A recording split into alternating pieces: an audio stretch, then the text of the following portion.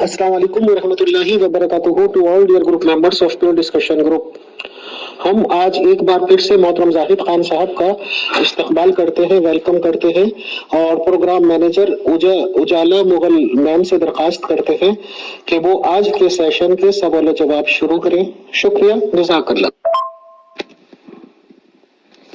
Okay, अमीर फैसल साहिब और मुगल उजाला साहिब, मैं यहाँ पे हूँ, तो जब भी आप चाहें हम शुरू कर देते हैं क्वेश्चन आंसर।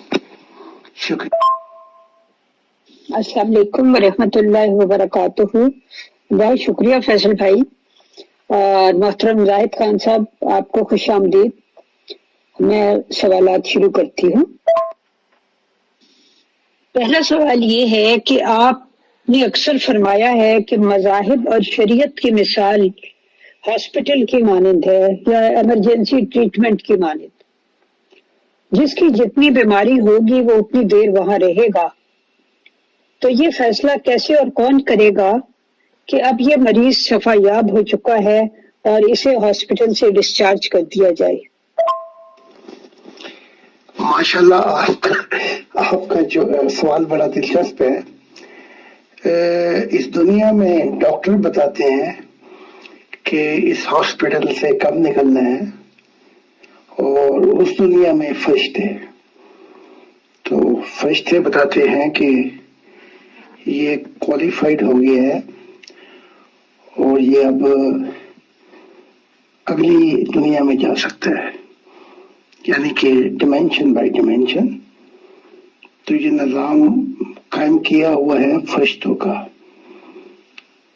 तो वो बताते हैं फिर, और क्वालिफिकेशन, और फिर कि अब ये इस काबिल है कि ये लोग, इसने अपना वक्त गुजारा है अपने डिमेंशन में और नीचे भी गई है, अच्छे इतनी बड़ी मेहनत की है, अब इसको एक दुनिया आगे चली जाए, ऐसी लोग।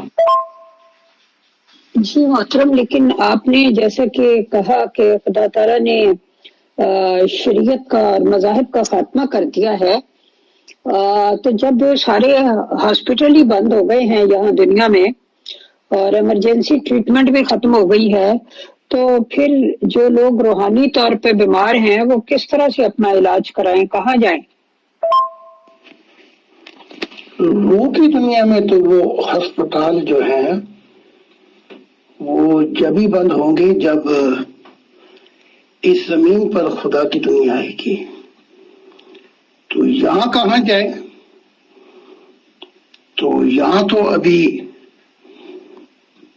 थोड़ा सा वक्त लगेगा, क्योंकि ये तालीमात एकदम तो नहीं फैल रही। तो अब तक जितने लोग मरेंगे जाएंगे, उनका हिसाब किताब उनकी शरीयत, उनके मजहब के मुताबिक होगा। हाँ, ये है कि दूसरी तीसरी नस्ल के अंदर जब ये तालीमात फैल जाएंगी तो फिर उसमें आसानी हो सकती है, और जो जो खुदा की दुनिया आएगी वो अस्पताल भी बंद होते जाएंगे।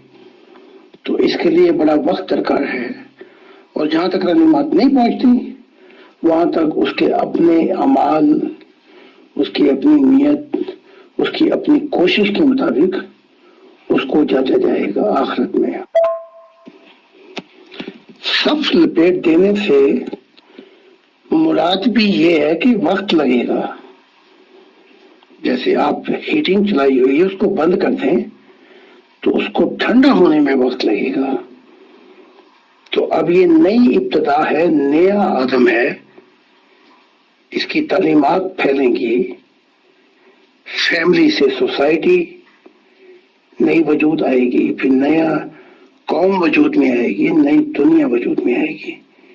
जैसे जो इराकी आदम आया था, उससे भी पहले फैमिली का खाना खराब हुआ, फिर सोसाइटी का खाना खराब हुआ, फिर कौम से लड़ती, और आज दुनिया में इस्लाम और ईसाइयत काफी हैं इस दुनिया को तबाह करने के लिए।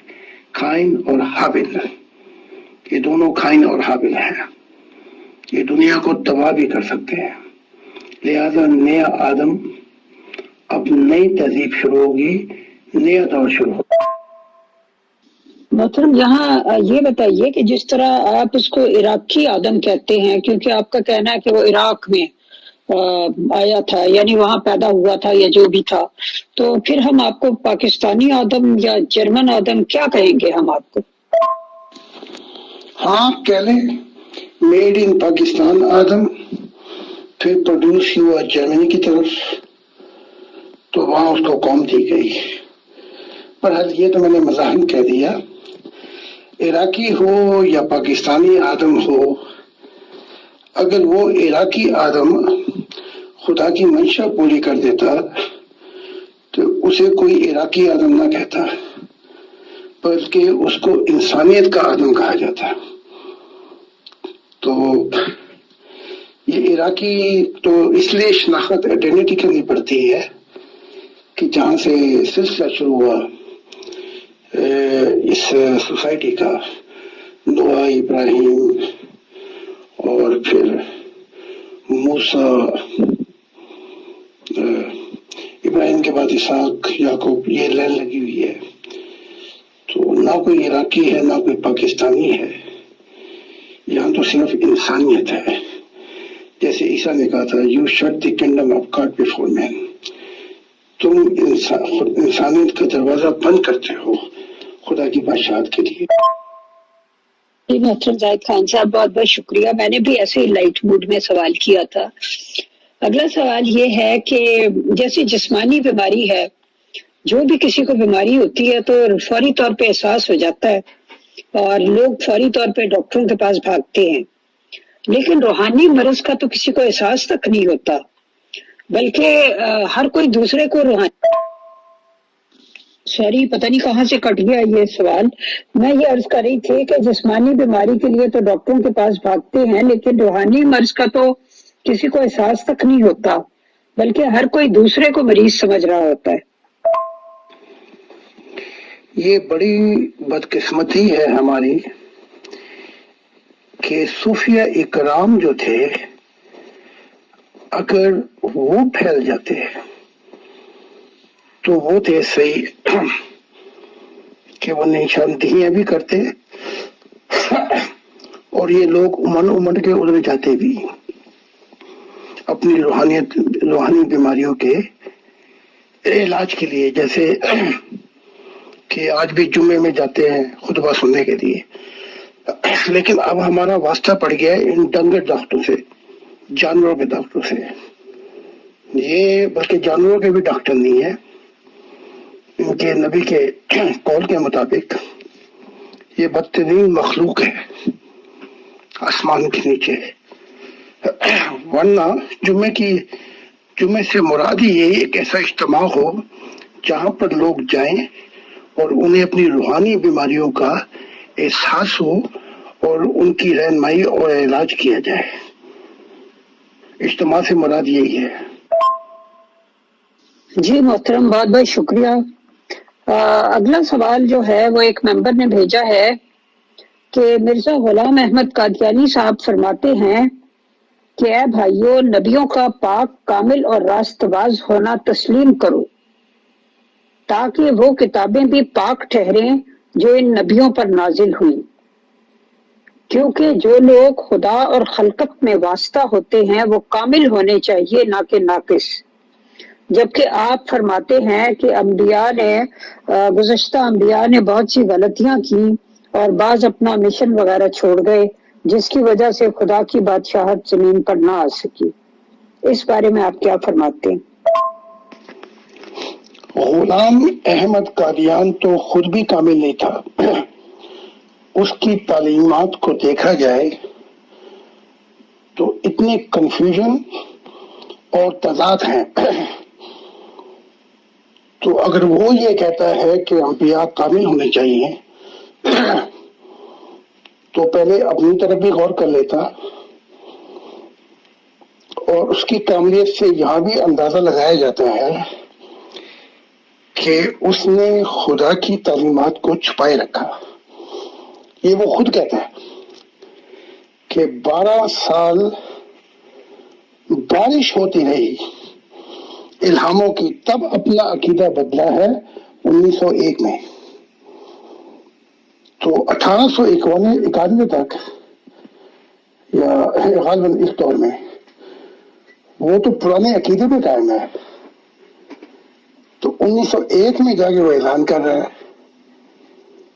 تو جو شخص اب خدا کی تعلیمات کو چھپا رہا ہے اور ادھر کر کے ساری زندگی گزار دی، اور 1901 اور 7-8 سال میں اس کا انتقال ہو جاتا ہے، تو وہ کیا کامیابی کی بات کر سکتا ہے؟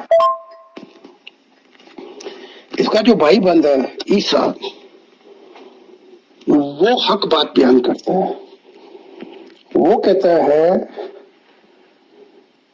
اپنا انجیل میں کہ تم مجھے نیک کیوں کہتا ہے؟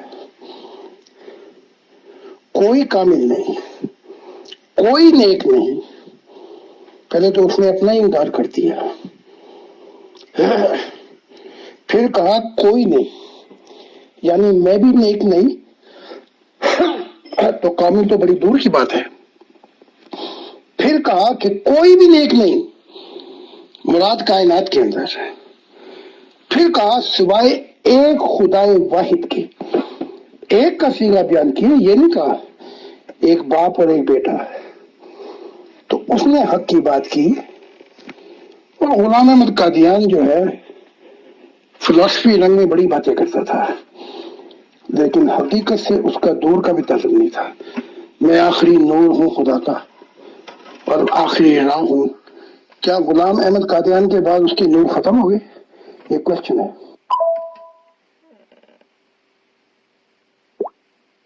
لیکن کیا ایسا ممکن نہیں کہ خدا تعالیٰ جس زمانے میں، جس دور میں جس کو بھی بھیجتا ہے، اس کے ساتھ جب ہم کلام ہوتا ہے تو اس کو یہی کہتا ہے، اس کا مطلب یہ ہوتا ہے کہ اس زمانے کے لیے تو آخری نور ہے یا آخری راہ ہے. اسی طرح حضرت عیسیٰ علیہ السلام نے بھی فرمایا تھا، رسول پاک صلی اللہ علیہ وسلم نے بھی فرمایا کہ میرے بعد کوئی نہیں ہے. تو شاید یہ کوئی محاوراتی کوئی چیز ہو، اس کا مقصد یہ نہ ہو کہ میں آخری ہوں اور میرے بعد راستے بند ہو گئے. کیونکہ مرزا غلام احمد قادیانی صاحب نے یہ بھی فرمایا کہ میرے بعد 10,000 مسیح بھی آ سکتے ہیں، اور کوئی جلالی مسیح بھی آ سکتا ہے کہ جس کے بعد اس دنیا کا خاتمہ ہو جائے، وغیرہ وغیرہ. ان کی عجیب عجیب باتوں کی وجہ سے انسانیت کو بڑی ٹھوکر لگی.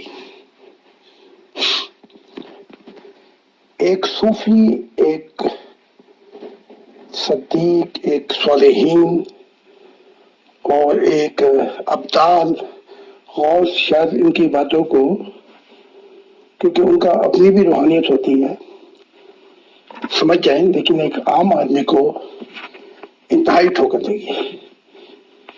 اب 1500 سال سے کہ میں آخری نبی ہوں، اس پہ دلائل بھی دی ہے محمد صاحب نے.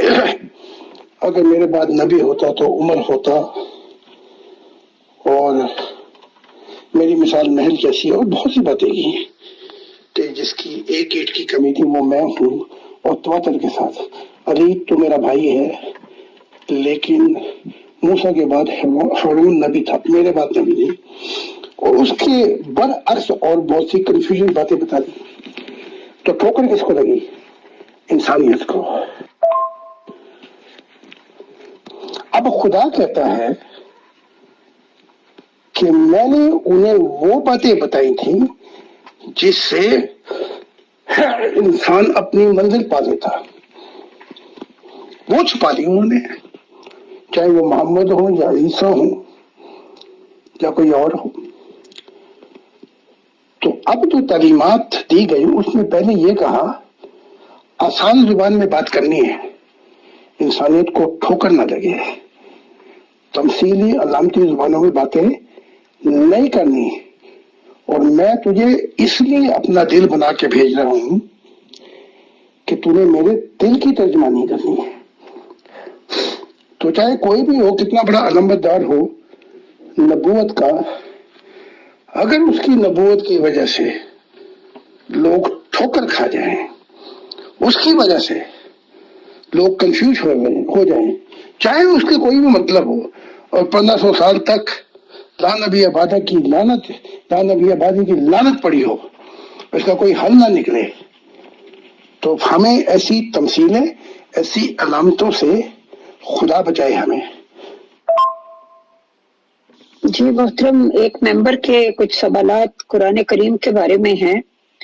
پہلا سوال یہ ہے کہ قرآن کریم نے بار بار لوگوں کو چیلنج دیا کہ اگر تم سمجھتے ہو کہ یہ خدا تعالیٰ کی طرف سے نہیں بلکہ محمد صلی اللہ علیہ وآلہ وسلم اسے خود ہی بنا لیتے ہیں تو تم اس جیسی ایک صورت بنا لاؤ یا کم از کم 10 آیات ہی بنا لاؤ، لیکن کوئی بھی اس چیلنج کو قبول نہ کر سکا، حالانکہ عرب کے لوگ علمی اور ادبی لحاظ سے بہت ہی اعلیٰ ذوق کے مالک تھے۔ اس بارے میں آپ کیا کہتے ہیں؟ میں اپنے ماننے والوں سے کہوں گا وہ اتنے کانٹرڈکشن اس قرآن میں بیان کر سکتے ہیں، ان سے میں کہوں گا اور وہاں پیور ڈسکشن میں لگا دیں گے۔ ایک چھوٹا سا کانٹرڈکشن تو میں ہی بتا دیتا ہوں۔ ایک جگہ کہا جا رہا ہے لا اکراہ فی الدین، دین میں جبر نہیں۔ دوسری جگہ پہ قرآن میں کہا جا رہا ہے کہ جب تک اسلام کے علاوہ کوئی چیز قبول کی جائے گی تو یہ خسارے میں ہوں گے۔ تو دو جگہ کانٹرڈکشن آ گئے۔ ایک جگہ کہا جا رہا ہے حدیثوں میں کہ نبی نہیں آئیں گے، ایک جگہ قرآن میں کہا جا رہا ہے کہ نبی آ سکتے ہیں، ایک جگہ کہا جا رہا ہے کہ یہودی ستارہ پرست اور عیسائی جو بھی عمل ایمان لا کے آئے گا اس کا اجر خدا کے ذمہ ہے۔ دوسری طرف جو ہے اسلام کے سوا کوئی چیز قبول نہیں کی جا رہی، کانٹرڈکشن۔ اور باقی میرے پاس لسٹ ہے، اگر آپ کہیں گے تو میں تضاد کی نکال کے رکھ کے آپ کے سامنے رکھ دوں گا۔ تو ایک چھوٹی سی آیات بنا لاؤ، پتہ نہیں یہ کس کی طرف اشارہ ہے، یا تو یہ ان جاہلوں کی طرف اشارہ ہوگا جو خدا کے منکر ہیں، لیکن جو خدا والے ہیں تو وہ تو قرآن سے بھی اچھی تعلیمات لا سکتے ہیں۔ منصور بن حلاج نے کہا تھا میں اس سے اچھا قرآن پیش کر سکتا ہوں، اچھی تعلیمات پیش کر سکتا ہوں، اور قرآن خود چیلنج کرتا ہے اس بارے میں کہ ہم جو چاہے آیات منسوخ کر سکتے ہیں اور اس سے بہتر پیغام لا سکتے ہیں، اور کوئی نہیں کہ جو خدا کو روک دے۔ تو یہ کہنا کہ قرآن کے بعد کوئی ایسی صورت ہی نہیں آ سکتی، یہ غالباً ان کافروں کے لیے جو انکاری تھے، وہ جاہل تھے، جو انکار پہ تلے ہوئے تھے، ان کے لیے تھی یہ آیات، خدا والوں کے لیے نہیں۔ جی محترم، آپ ایسا کیجیے گا کہ پروگرام کے بعد وہ جو آیات ہیں جن میں کانٹرڈکشن ہے وہ کسی سے کہیے گا کہ یہاں پہ لگا دے، تو شاید کوئی لوگ اس کا جواب دینے کو تیار ہو جائیں۔ اگلا سوال انہی ممبر کا ہے کہ حفاظت قرآن کا جو وعدہ خدا تعالیٰ نے قرآن کریم کی سورہ ہجر میں کیا تھا کہ ہم نے ہی اس ذکر کو نازل کیا ہے اور ہم ہی اس کی حفاظت کریں گے، وہ وعدہ خدا تعالیٰ کا آج تک سچا ثابت ہو رہا ہے، اور قرآن کریم جو ہے اس میں ایک لفظ کی بھی، ایک زیر زبر کی بھی تبدیلی نہیں کی گئی۔ تو یہ اس بات کی علامت ہے کہ خدا تعالیٰ نے جو تعلیم بھیجی تھی اس کی حفاظت کی، اور 1500 سال سے اب تک وہی کا وہی قرآن کریم چلا رہا ہے۔ یہ بات بھی بالکل ٹھیک نہیں ہے، بلکہ اس کی ویڈیو بھی لگا دی جائے گی، مجھے ممبروں کو بتانا پڑے گا، اور وہ پوری لسٹ کے مطابق بتائیں گے کہ کہاں کہاں قرآن بدل چکا ہے اور کون کون سے الفاظ بدل چکے ہیں۔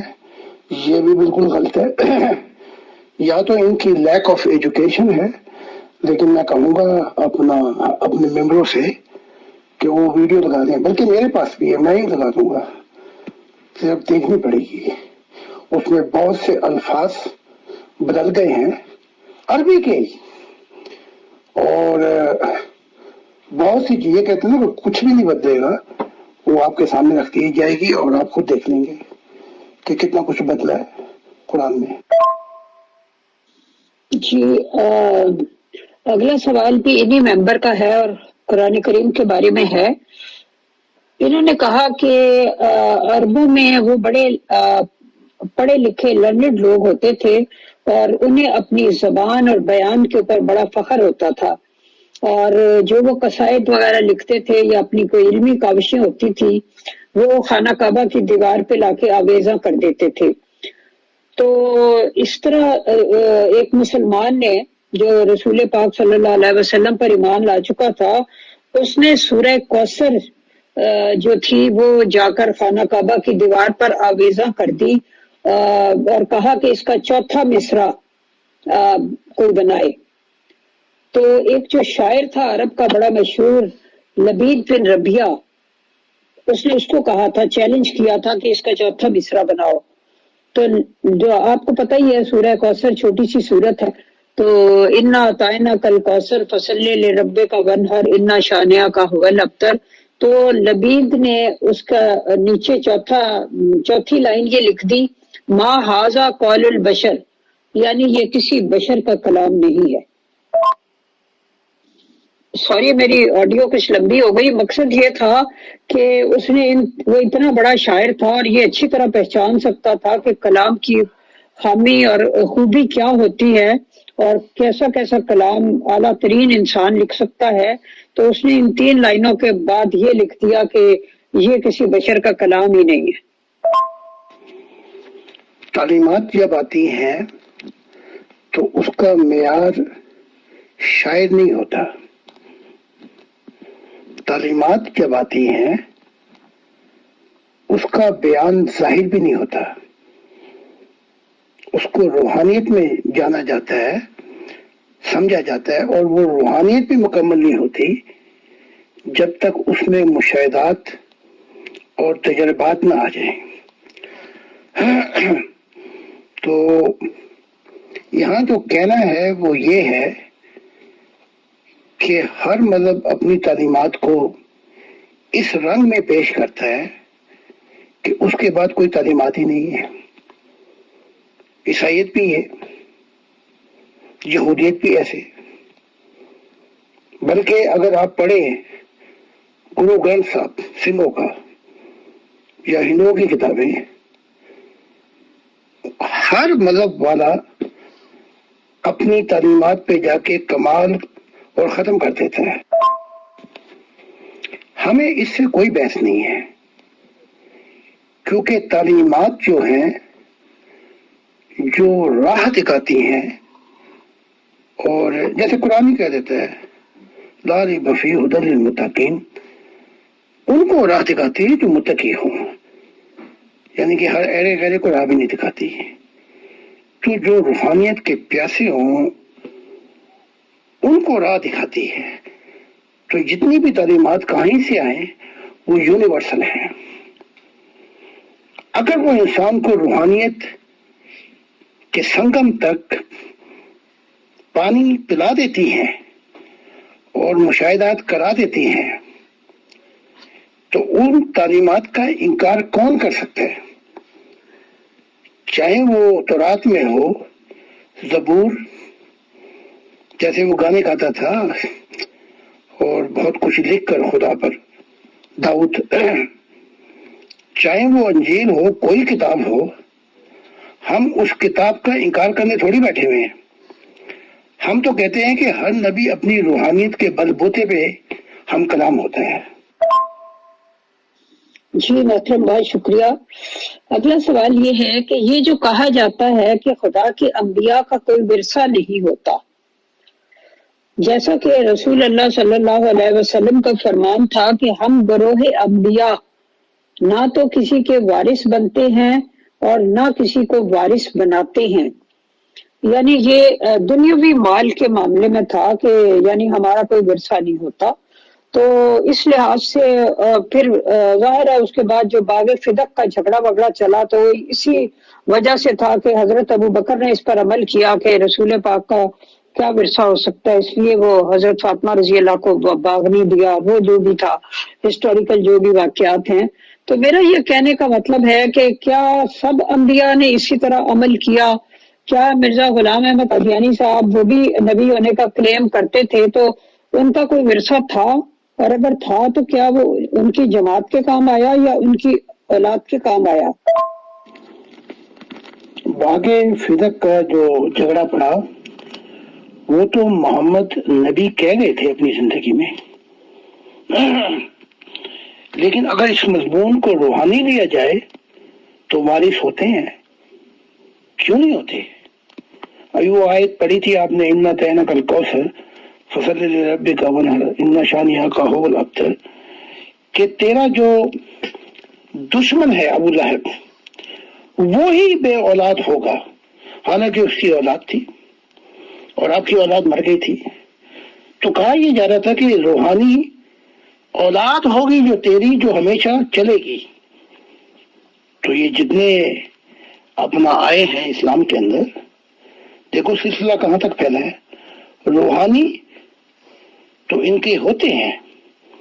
اب ظاہری تو یہ ہے کہ محمد صاحب، ابو بکر کہتے ہیں کہ مجھ سے انہوں نے یہ بات میں نے خود سنی ہے، اس لیے میں یہ زمین جو ہے اس کو یوں نہیں بانٹ سکتا۔ تو اگر وہ زمین بٹتی بھی یا ابو بکر بانٹ بھی دیتے تو اس میں یہ تھوڑی نا کہ بی بی فاطمہ کا حصہ آتا، اس میں تو پھر حضرت عائشہ کا بھی حصہ آتا اور اہل بیت کا بھی حصہ آتا، وہ بھی پھر شامل ہوتے۔ تو اہل بیت تو محبت میں کہا تھا نا کہ میں اپنے پیچھے قرآن اور اہل بیت چھوڑ کے جا رہا ہوں، لیکن اگر اس کو بانٹتے تو ابو بکر نے اس کو نہیں کرنے دیا، بٹنے دیا، تو کسی کو بھی جائیداد اس میں سے حصہ نہیں دیا۔ تو اگر محمد رسول نہ کہہ کے جاتے تو ظاہراً بھی حصہ ملتا اور روحانی بھی حصہ ملتا، روحانی وارث بھی ہوتے ہیں۔ اب آپ نے کی یہ بات غلام احمد قادیان کی، اس کے متعلق اہمیت بتا سکتی ہے کہ اس کی ان کے پاس جو چھوڑا انہوں نے بعد میں، اس کے وارث کون تھے؟ کیوں میں تو پیدائشی احمدی نہیں ہوں، جو میں بتاؤں گا وہ تو میں وہی بتاؤں گا جو میں نے تعلیمات پہ غور کیا اور پڑھا۔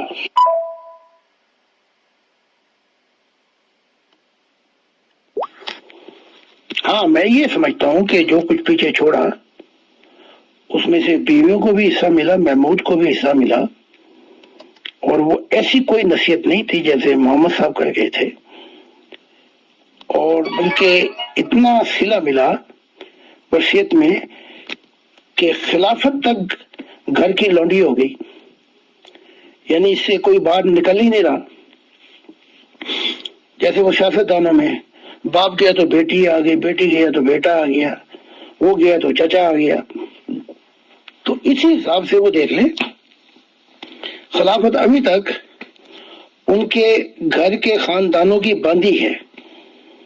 ابھی تک کوئی ایسا شخص نہیں آیا کہ جو خاندان کے قریبی ترین حلقے میں نہ ہو، بلکہ باہر سے ایک عام آدمی ہو یا ایک ایسا عام احمدی ہو جائے جس کا اس خاندان کے سرکل سے کوئی تعلق نہ ہو۔ تو آپ خود ہی اپنا فیصلہ کر سکتی ہیں، باقی احمدی آپ کو بتا دیں گے کہ جو پیچھے چھوڑا تھا اس کا کیا ہوا۔ محترم ایسا ہے کہ رسول پاک صلی اللہ علیہ وسلم نے تو بہت ہی فقر کی زندگی بسر کی، ساری زندگی کو جوڑ کے نہیں رکھا، اور کپڑوں پر پیوند ہوتے تھے، اور کئی دفعہ زندگی میں پیٹ پر بھوک کی وجہ سے پتھر باندھنے پڑتے تھے، جیسا کہ ہم نے پڑھا ہے۔ تو میرا مطلب ان کی تو زندگی بالکل اس طرح کی تھی کہ اس میں کچھ تھا ہی نہیں۔ تو لیکن اس کے بعد مرزا غلام احمد قادیانی صاحب جو کہ فرماتے ہیں کہ میں ہو بہو ان کی سنت پر عمل کرتا ہوں، اور عشق محمدی کا دعویٰ بھی بہت زیادہ تھا، لیکن انہوں نے تو کافی طرفہ چھوڑا۔ تو اسی طرح ان کے جو خلفاء ہیں جو یہ کہتے ہیں کہ ہم بالکل ان لائن پہ چل رہے ہیں، خلافت اللہ منہاج نبوت ہے، تو جہاں تک محمد رسول اللہ صلی اللہ علیہ وسلم کے خلفاء تھے تو وہ تو بہت ہی فقیرانہ زندگی بسر کرتے تھے۔ حضرت ابو بکر بھی بیت المال سے کچھ تھوڑا سا لیتے تھے اور اسی میں بڑی مشکل سے گزر بسر کرتے تھے۔ حضرت عمر کا بھی یہی حال تھا۔ पब्लिकली उनसे एक बंदे ने खड़े होकर पूछा कि भाई बैतुल माल से सबको एक एक चादर मिली है, तो आपका जो कुर्ता आपने पहना हुआ है ये तो एक चादर में बन ही नहीं सकता, दो में बना हुआ है, तो आपके पास दूसरी चादर कहाँ से आई? तो मेरा मतलब इस कदर सादगी थी उनकी जिंदगियों में। तो ये फिर खिलाफत अहमदिया को किस तरह से उस खिलाफत से जो इला मनहाज नबूवत थी मिलाया जा सकता है? इसमें कोई शक नहीं कि मोहम्मद रसूलुल्लाह की जिंदगी एक मिसाली जिंदगी है, यानी कि इतनी, हालांकि बाद में महल भी आए और मालो दौलत भी आई। तो एक दफा तो उमर जब पहुंचे तो देखा कि चटाई पर लेटे हुए हैं, उसके निशान भी पड़े हुए हैं। तो आपकी आंखों में आंसू आ गए उमर की। तो फिर मोहम्मद साहब ने कहा कि ए उमर, असल जिंदगी आखिरत की जिंदगी है। तो कहाँ मोहम्मद रसूल, कहाँ गुलाम अहमद कादियान, और कहाँ उमर जिसकी मिसाल ही नहीं दी जा सकती, अबू बकर, उमर।